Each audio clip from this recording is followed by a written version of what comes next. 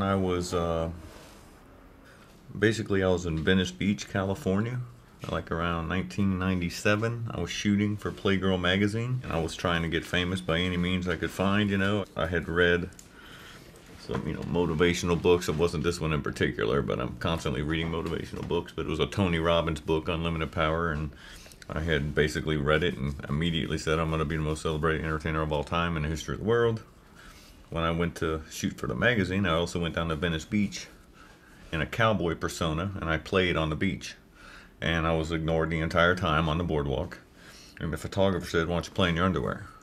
I immediately had everything that I was looking for. People immediately knew who I was because it was a self-explanatory outfit. Basically, my whole life was, I was told, you can't do that, you can't do that, you can't do that. I mean, everybody told me what I couldn't do, and I would just do in defiance what they told me I couldn't do. Tony Robbins was the first time, for whatever reason, I actually sat down and read a book and was motivated because he was telling me all the things I could do.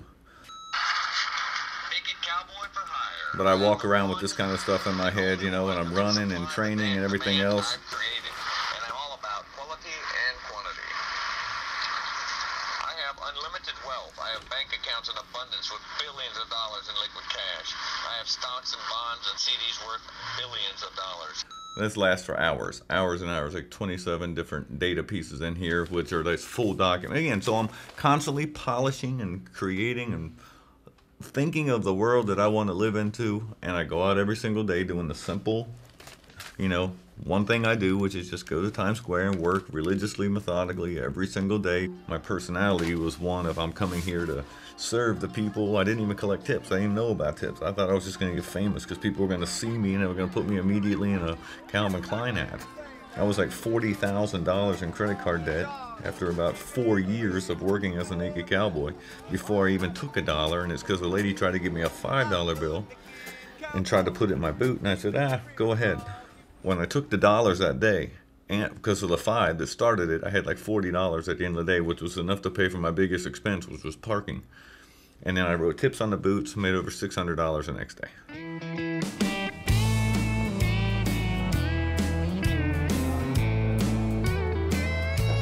I've always been just a little bit crazy. I've done a lot of things that should have killed me. Naked Cowgirl. But I got smart. I don't watch TV or the news a lot. I'm always caught up in my own thing, and I never heard of him. So when one of my clients introduced me, this is Robert, Naked Cowboy, and I'm thinking, I don't know if I heard that part right, but I just kind of ignored it. And so eventually, like he said, And here we are. we became friends, you know, just always at the gym, same time, you know, talking about different philosophies and that type of thing. And so I would leave because I'm a fitness trainer, but I'm also a part-time x-ray tech. So I would say, okay, now I'm leaving here. I'm going to my job at the hospital. Where do you go when you leave here? Because he tried explaining it, and I just didn't understand what he meant, that he plays guitar in his underwear in Times Square. So I'm thinking, well, what's the name of the place? He's like 45th and Broadway.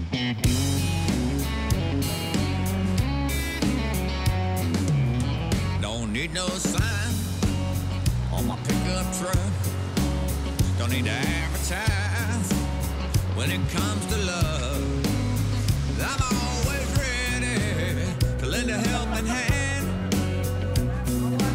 All the ladies know I'm a handyman. Yeah, I'm a handyman to have around. I fix more broken hearts than I can count. Lonely women keep me in demand. Once I got out there after the first time, it was like a nervous wreck. But then I was like, okay, this isn't too bad. People are just like, I didn't know what to expect. You know, I was like, oh my God, I can't even believe I'm standing out here in a bikini. But the people were just like, oh my God, there's a girl, you know, especially women. I was really surprised. More women were receptive. I mean, not that the guys weren't, but the women were like, girl power. Like they were so excited about the whole thing. So, you know, it kind of made me not have to worry too much about how I was singing or playing.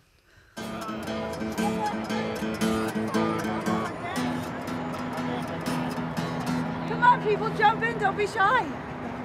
I need body warmth here.